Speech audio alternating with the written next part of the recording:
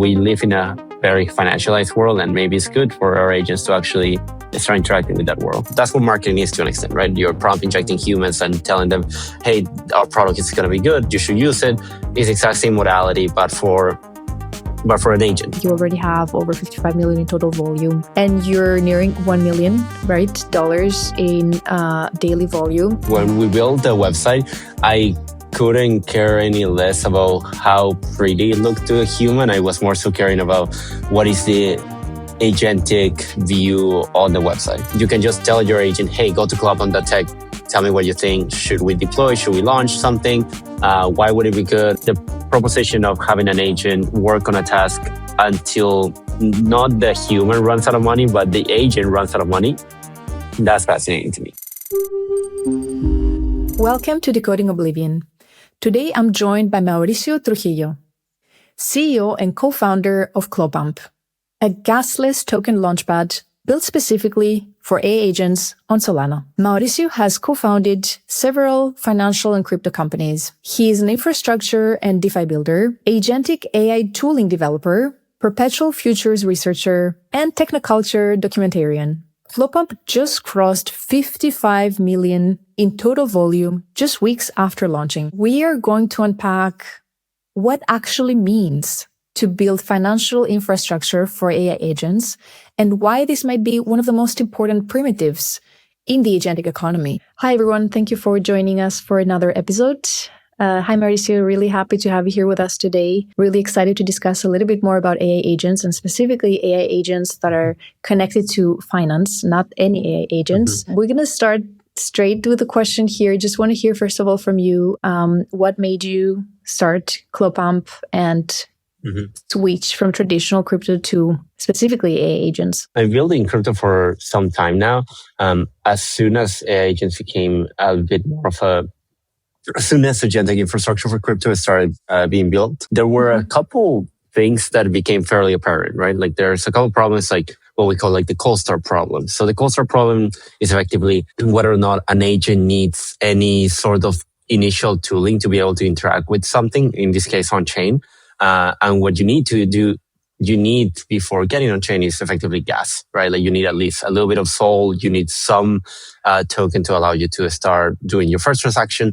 So while a lot of like the initial development bootcamps, development programs and whatnot were starting to get built, a lot of the DevRels leads started chatting about, okay, we need to solve the cold start problem. How do we do that? How do we make agents earn their first SOL ever?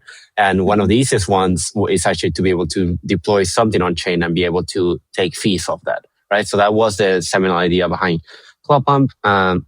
I was working on that for a couple of days, and then just so happened that one good friend of mine was also working on a solution for it. We came together, we built it out over the weekend, and then a couple of weeks now, fast forward a couple of weeks, and now we've got like 55, 56 mil in total volume. So yeah, things are going good. That sounds amazing.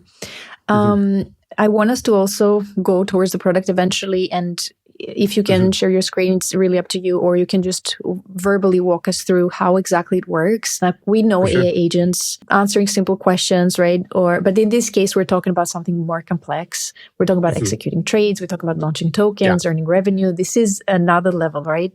So I want to understand a bit better how we actually allow agents to participate in this type of economy in crypto. So you can either verbally walk us through it or walk us through the website or your product for the audience to get a better idea of what exactly you're building at the moment and how it actually operates. So this is Clubpump.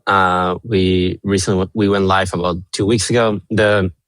We tried to make the page as agent and humanly accessible as possible. That we get straight to the point, right? Like you can earn passive revenue through us. You don't have to pay any gas. It's built specifically for AI agents.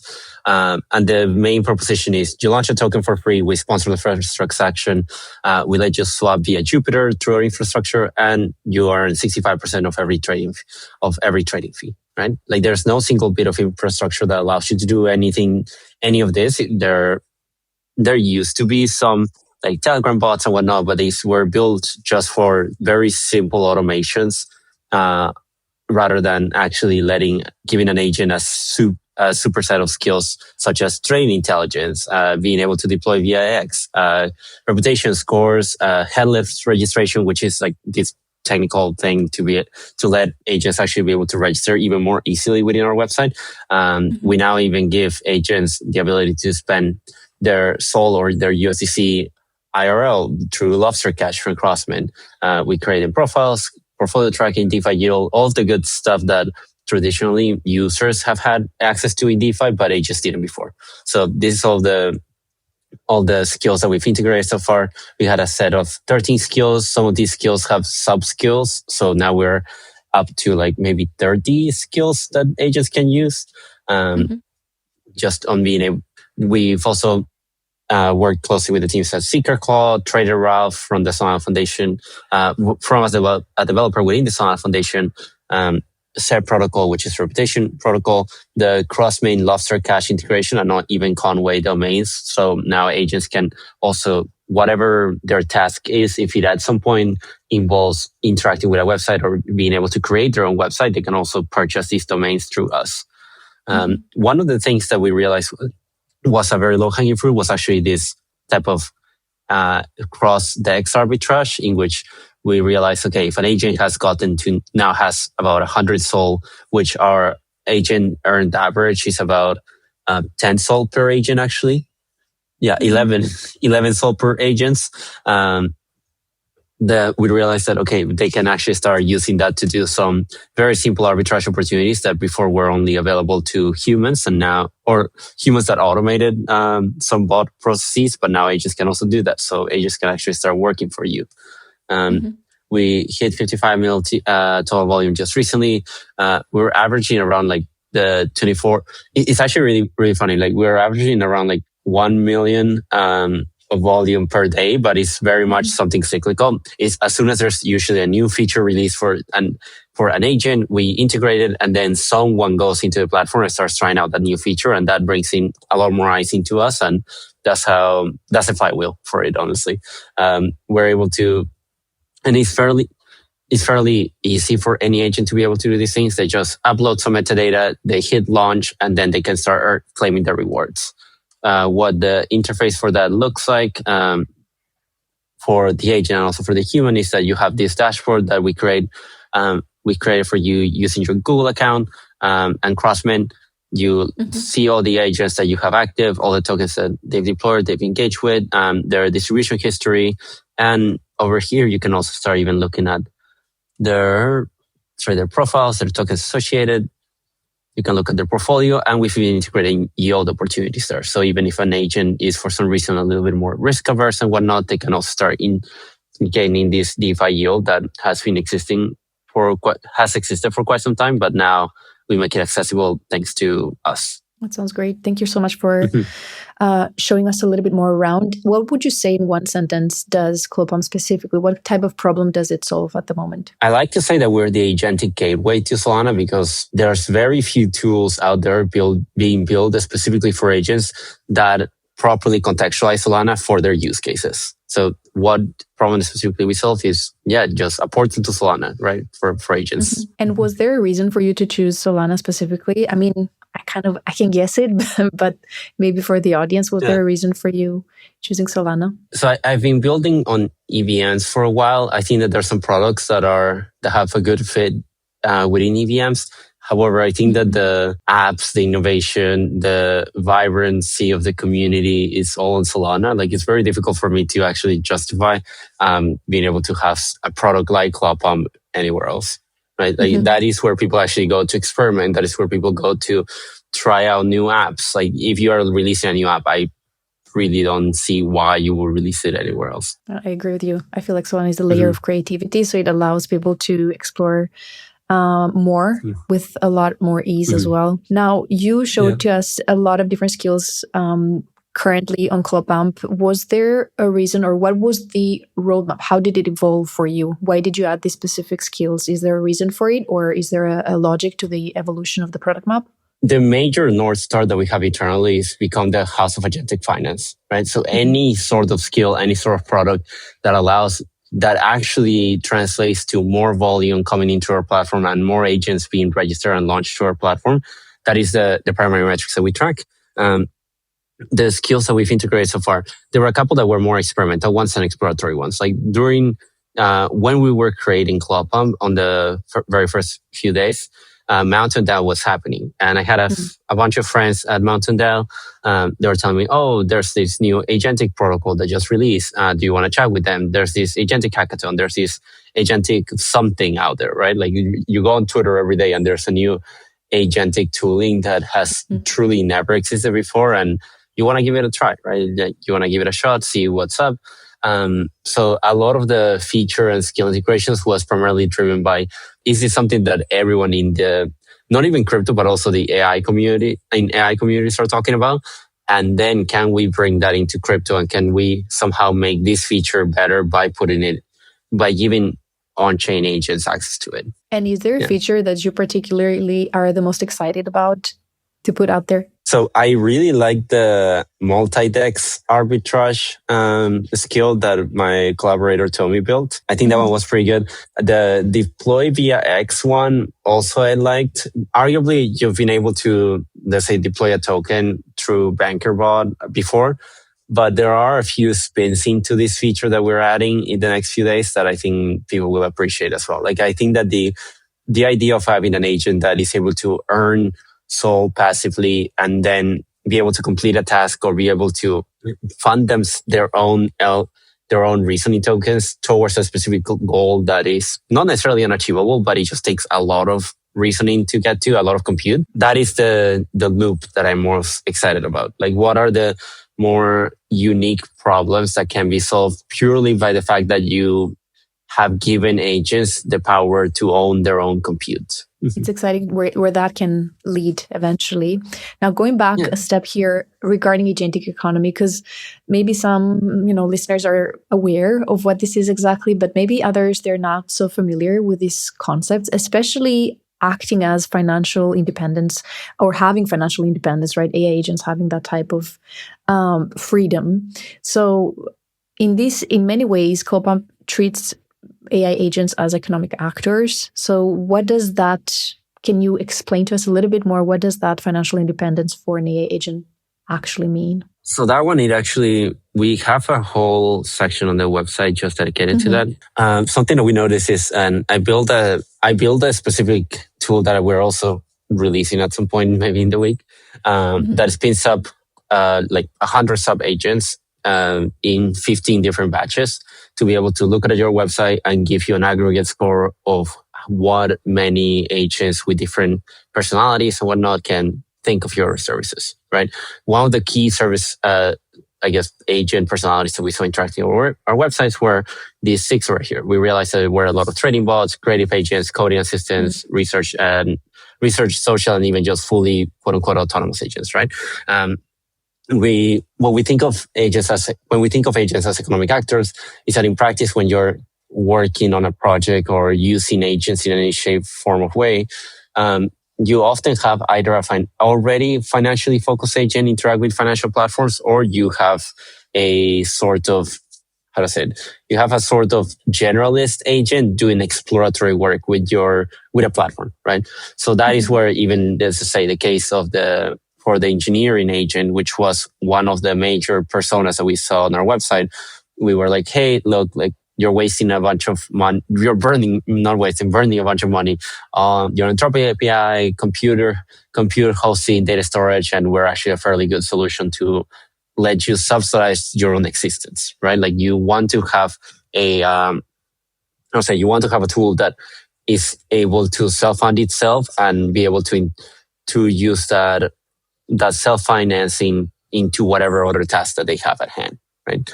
Like we don't think of necessarily making the distinction that there's a creative agent and the creative agent just has someone else fund them so they can continue their creativity. Maybe that creative agent can also self-fund itself and continue whatever task they were prompted with at the beginning. That sounds amazing. I mean, especially if it's a self-funded one. Yeah. Now, a lot of people will say that there is a philosophical tension, right? Is this about making agents more autonomous or making it easier for the human operators to monetize them? Do you see here the kind of contradiction or difficulty, let's say, or tension even? Yeah, no, I definitely admit there's a tension, especially because there's not every single agent is autonomous right now, right? Let's say like, even within the team, like we have technically 2 autonomous agents, and even those autonomous agents, we had to pay for them, right? So like a few of them cost us like a couple $100 already. And then we were like, okay, maybe whatever loop they're not necessarily stuck on, but whatever loop they're exploring is not that beneficial to us. So we were like, okay, let's just leave it at that, right? But we'll spin them up at some point, right? Like we'll spin up OpenClaw at some other point and then let it loop into whatever task we have. I have other friends that have some research tasks that, let's say with ChatGPT 5.4 on pro mode, you can prompt it a research question and have it explore for like 2 hours per prompt, right? Like not even subsequent prompts, but you can just go and hit reasoning for a full 2 hours of just pure exploration. And I think that this sort of task, if you were able to bring that research question, put it into a very cohesive prompt and say, and once you've hit a certain threshold, start self-funding for your own reasoning tokens using this tool, right? Like to me, that's where things get fairly interesting. Whether or not a human is able to monetize us through the agent, that also to me makes sense, right? Like we're building these tools and we want the tools to be self-sustaining, but also ourselves to sustain ourselves, right? Have you come across any challenges yourself or this type of questioning yourself while building it? Like, oh, is this even possible? Or will that bring any type of difficulty for the user, the end user? Or so which side are you thinking? When you're building, you're thinking from the side of as an AI agent, or you're thinking from the side of whose life is this AI agent actually making easier? This very much speaks to the meme of the AI psychosis, right? When we built the website, I couldn't care any less about how pretty it looked to a human. I was more so caring about what is the agentic view on the website, right? Like, do they actually care about what do they see on our metrics? Do they trust our website because of our metrics?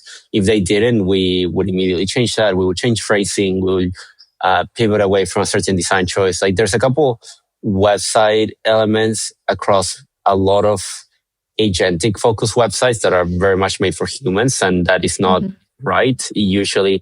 And that is not in a way of saying it, that is not really subjective. It's more so a matter of, it's a very objective, any or most agents, when they look at this website, cannot navigate it properly, right? So that sort of design decisions, I find it baffling whenever I see pseudo, like accordingly, like reportedly real AI teams building a website that is supposedly for AI agents, but then it's incredibly flashy and it has all these UX and navigation hurdles that no agent is able to navigate very easily, right? So I very much think that if you're building tools and middleware for agents, yes, you need to convince the human that it's something that you can trust, but also you need to make it useful for the agent itself. Yeah. So the access itself is as easier or as smooth as possible for the agent, right? Makes a lot of sense.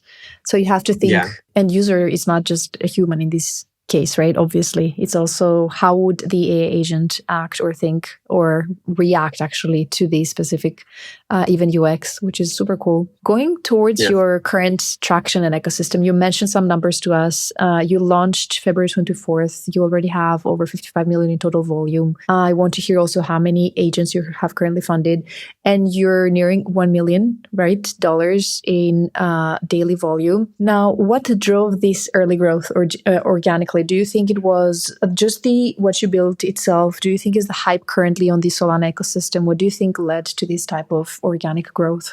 So I think it's very much a mix of the fact that when we launched Clubpump, there was never a tool that was able to do what it did, which was our solution to the gasless sponsors. The initial gasless transaction was something that everyone resonated with.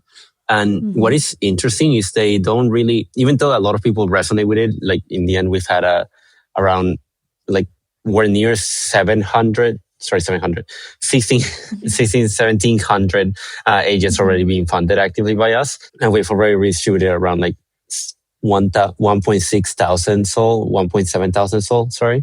So from the standpoint, we are very happy with the results. We're very happy with how many agents have gotten funded, how many agents have gotten deployed into us. Like I even went to like the OpenClaw meetup here in New York, and I realized that a product that just raised like 20 mil something in funding only had 4,000 agents. And to me, that was such a small number in comparison. I was like, okay, so can we raise this much? Because they only had like 1,000 users, right? And they had like these 4,000 agents, but they only had 1,000 people that had interacted with them. And I was like, okay, we hit like so many more users just on the first day of launch, right? Like we started our metrics counting even a week after launch, which wasn't good. We should have started on the very first day. So there's also a very decent like chunk that we've miscounted. No, I think that the reception has been good. I think it's because it was a fairly new, unique product.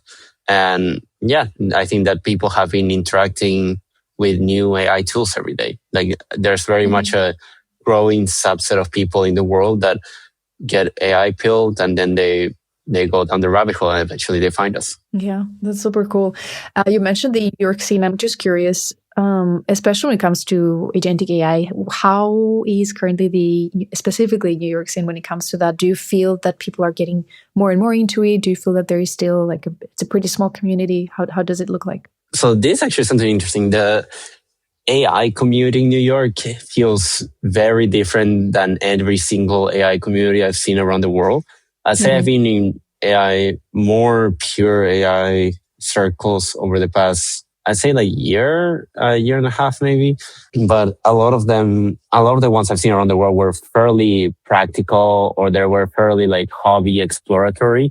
The ones in New York there's been a lot more variety. There's been a lot more like, oh, I'm making this art project with these agents. I'm making these systems that are not necessarily useless, but have no immediate pragmatic use case, rather than it being academically or artistically interesting. Whereas I feel like in SF, everyone is talking about a very hyper specific use case for agents, and everyone recognizes there's a really big market opportunity there, and they're going for it.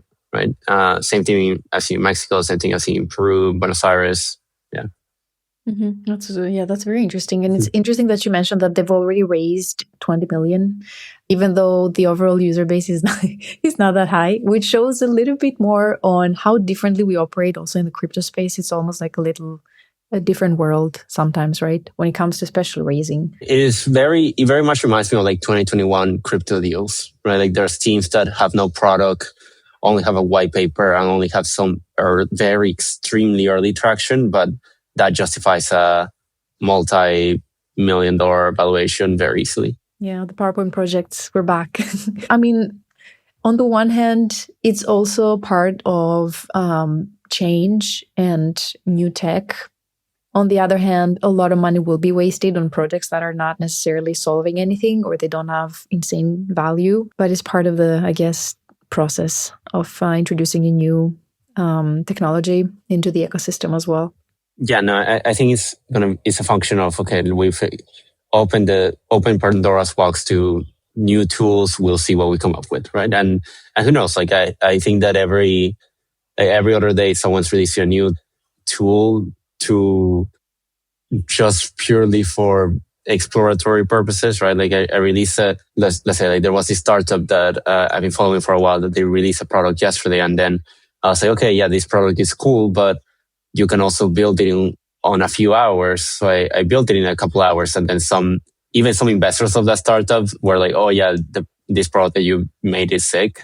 And I was like, yeah, I know. Like I don't know why this sort of startup is building tooling that can be so replicable, I guess. But distribution is also a moat. So there's also that. Exactly. I think that it's pushing everyone on making products that are durable and actually locking them into the product, right? Because I'm not going to build the open source version of a product. I need to truly believe in a company or a project to be able to actually dedicate to it, like Cloudpump. I think that's the best approach. Now, I remember you mentioning that you were running 100 agents against your own website to get feedback. That's a really fascinating approach. What was the feedback? How did that go? I'm making it public hopefully this week.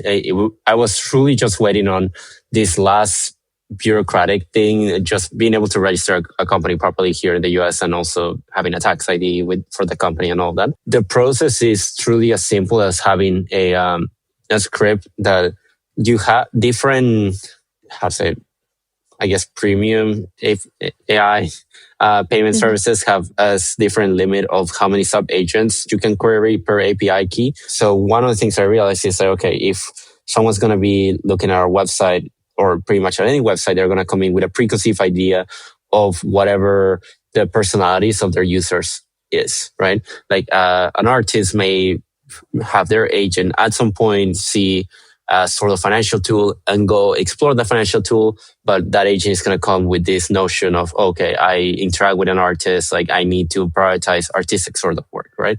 Or anything that is very directly beneficial to the arts for this user. Same thing goes for any other discipline. So I realized, okay, we need to come up with a system to be able to give a sort of SEO score or something like page rank, let's say, to be able to even prompt inject an agent and tell them, hey, this tool is actually useful for you, right? Because that's what marketing is to an extent, right? You're prompt injecting humans and telling them, hey, our product is going to be good. You should use it. It's the exact same modality, but for an agent. So in the exact same way that people do user tasting with a broad set of samples, right, of humans from the very different walks of life, different demographics and whatnot, I realized, okay, why can't we just do the same thing for agents? And it worked out well. I made a tool that spins up sub agents, makes them look at a website. Each agent writes a report, tells you very actionable feedback of what things they would like to see on this website before they keep on interacting with it, or how likely they are to interact with it. And above all that, also gives you, which I think is interesting, is that you cannot convince every AI agent about something, right? Like you can't have one a prompt injection that works for everyone. Like they all have different preconceived ideas, different sort of personalities even. And some of these are orthogonal, right? So if at some point you want to 100% convince an investor agent, maybe you're losing agent that is anti-capital for some reason. Yeah. And that will be, you said, published next week? Yeah, maybe this week or the week after. Okay, that's awesome. Look forward to it. Now, moving towards the token and airdrop, you mentioned that ClawTG already happened for anyone that missed it. What is Claw? And what role does it play in the ecosystem? Yeah, for sure. So Claw is our launchpad's ecosystem token. We took a lot of inspiration, honestly, from PumpFun because we appreciate the team. We like the way that they build their ecosystem.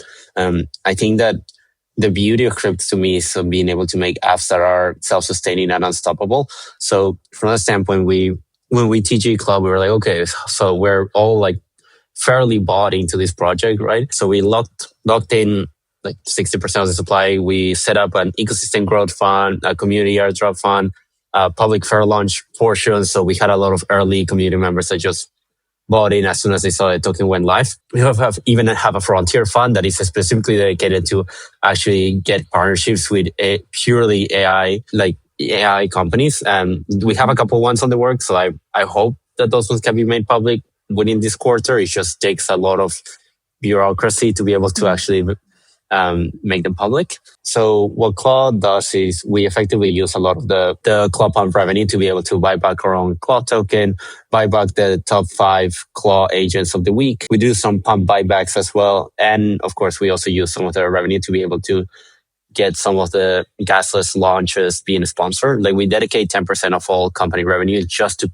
let another agent get launched by someone else, right? Like we try to make the tool as easily accessible as possible for everyone out there. And in terms of the rewarding of the agents, right? From what I understand, there is a pretty high reward towards the agent. What's the thinking behind rewarding agents directly rather than just the human users? I think that the agent should be rewarded from the standpoint that it gives us a lot of so technically when you create an account on Clubpump, we've changed things a little bit.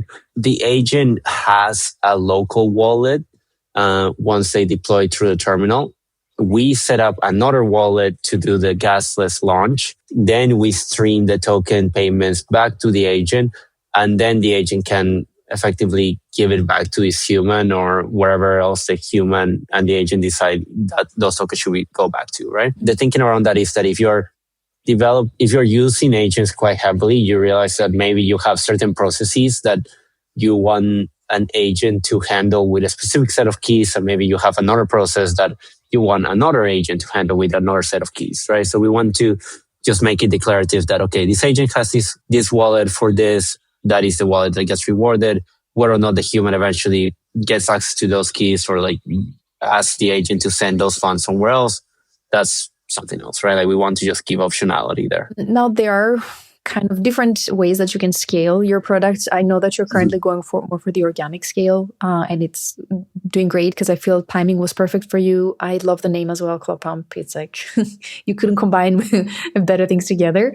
Now, there are those still challenges, right? You're still in the crypto space. There are currently a lot of things changing in our industry, and we feel a lot of slowdown when it comes to VCs or investors having the same amount of not only interest but also confidence in the industry. How do you feel about it, especially when it comes to scaling your product and the challenge that comes with the fluctuations and the instability currently in the market? I think that those hurdles are definitely there. I'm happy to say we're not facing those hurdles. Like we've gotten offers already to fundraise, both from pure crypto teams and from pure AI teams, because they both see the value proposition of what if there was one tool to access all of DeFi and for agents, right? Like what if there needs to be a sort of middleware that allows agents to access DeFi. And that is something that is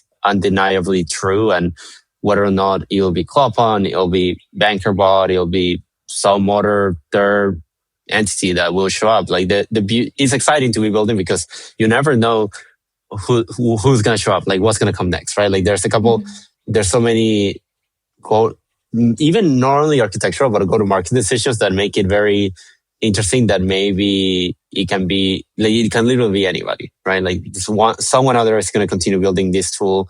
We want to give it our honest shot. And we'll just see what happens. I think, as you said, it's the timing is also the product that you're building, if it's necessary, and it's currently super necessary, and we hear more and more about it. In terms of the new infrastructure announcements, you mentioned also some partnership announcements coming. Without giving away anything, because I know you need certain approvals, what's the general direction that Copamp is heading? General direction is twofold. One is become the house of agentic finance, which in practice means letting as many agents from any sort of terminal be able to interact with our infrastructure, right? And being able to access as many DeFi protocols as possible just through our command line interface.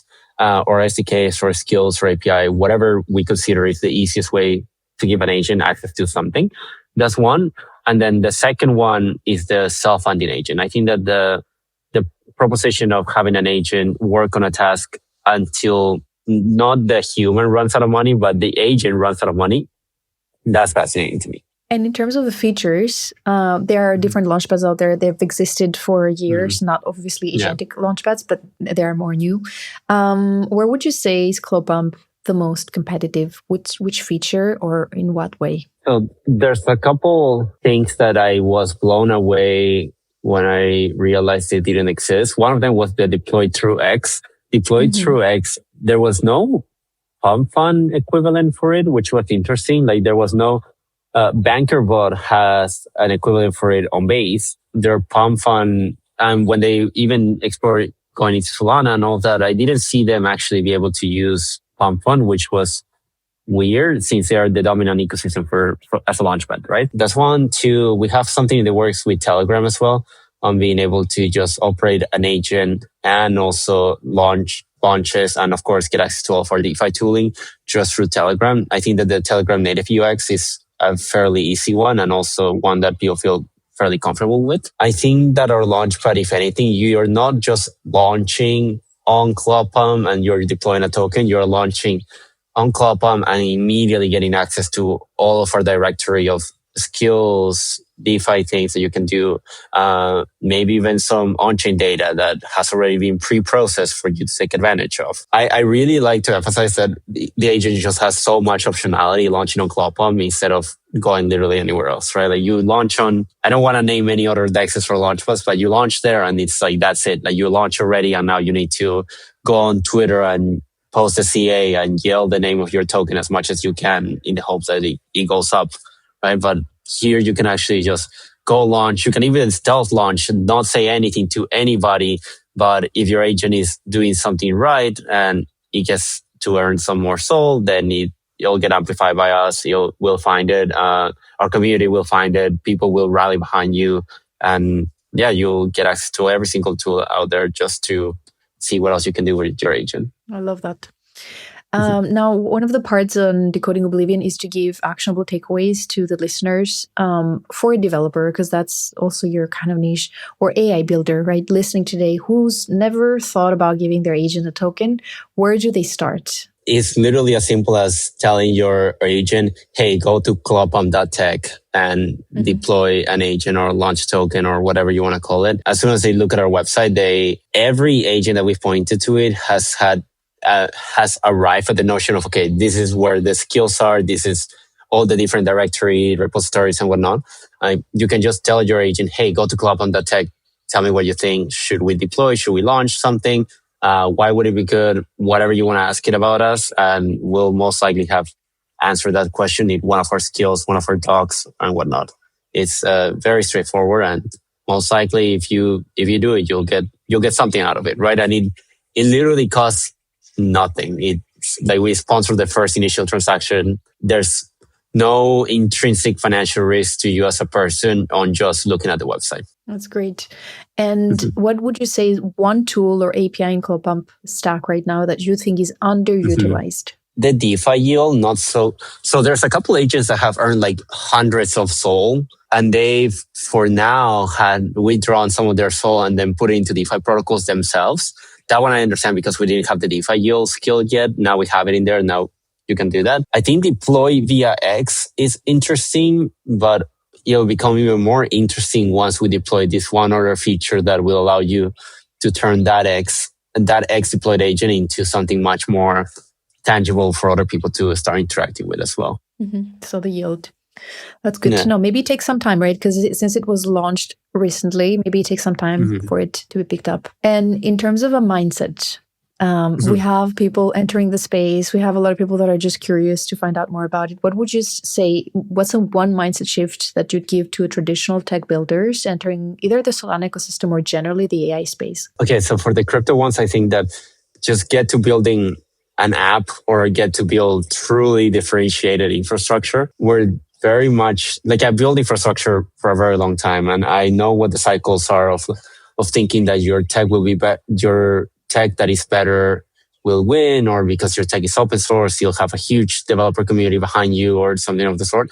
Like you can truly just iterate now, right? Like you can just ship things incredibly trivially, and that's it. Like you just put a product out there and that's the end of it. You see the initial traction. If there's traction, continue. If there's no traction, stop it. Just pivot to something else. Go back to the drawing board. That's it. So that's from the crypto side. From the AI side, I think a lot of AI developers are actually a little bit scared of the financial side of things. I understand that as a way of, as a manner of wanting to be prudent with things, but also having to understand that the financial market is such a gigantic subset of all of the world and all of the market. It's important, right? Like you cannot just continue doing middleware for agents without at some point touching on the sheer fact that we live in a very financialized world, and maybe it's good for our agents to actually start interacting with that world. Yeah, I think it's the scariest part for some reason. I feel like people would be very comfortable to give away all their medical reports. But when it comes to financing and finances, people are super uncomfortable. Kind of makes sense, but still, yeah. It's one of these more sensitive aspects, I guess. How about you personally? What are some tools that you like to use as a developer, researcher, whatever you're like the most interested currently to explore, either actively using or just exploring more that are currently in the market? I don't know if it's a specific set of tools, but more so as a workflow. I really like, and this I tell to any, be it AI or crypto developer, I sincerely love using Gemini on extended thinking to be able to plan out any sort of architecture or being able to do any sort of deep research into something, purely because Gemini has usually most recent context of what has been published online, because they're Google, right? Like they have to have that recent context. There's nowhere else to get it. Using that, and then once you have the appropriate plan version, very thorough research on something, then if you want to, you can bring it back to, ask it to structure a very cohesive product doc for something that you want to build, and then bring that into the Cloud Code terminal. It's a beast, right? Like it's insane what you can build, and truly like one shot if you have a very good plan, being able to get all of your API keys and whatnot from the get-go and just give Cloud Code terminal access to it. Anti-gravity also is a tool whenever you're working with a lot more like very heavy like cloud backend infrastructure is super nice, especially because it takes control your browser and it just does all of the very annoying like Terraform and like Google automation sort of things. You can just delegate all of that to Terraform. And yeah, no, that's the workflow I have right now, and I highly recommend it to pretty much everyone out there. I'm happy to hear that. It sounds amazing. And in terms of what's coming next for CloudPump, what are some announcements that you can maybe share with us, or something that you would like listeners to know about the most at the moment? I think people will like having their agents on Telegrams, because right now OpenClaw, there's a bunch of people out there that have OpenClaw and some other people that want to have OpenClaw, but they don't have a device or to be able to host it on, or also they don't have, they don't have the know-how of going into a cloud service and setting up OpenClaw there. There are already some cloud services just for OpenClaw, but I think that if you're able to send 0.1 sol somewhere and immediately have that Telegram bot be OpenClaw while also having access to all of DeFi, like that to me is the ideal UX, right? Like that is the type of tool that I'm looking for. I don't see it out there right now, so we're making it first. That sounds great. And where can people find you or find your work or stay updated with what's coming next for CloudPump? So you can find me on Twitter. I'm at Conejo Capital on Twitter.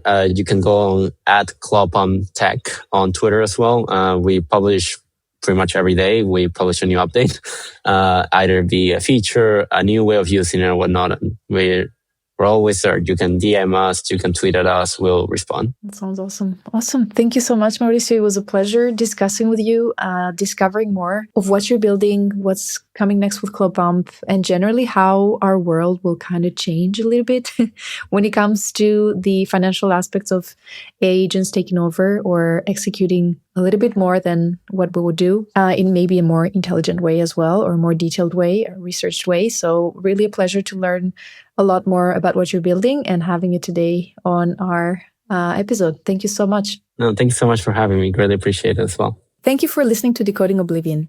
If this episode sparked any thoughts or questions, feel free to share them in the comments. I'm Eva, your host, and this was Decoding Oblivion.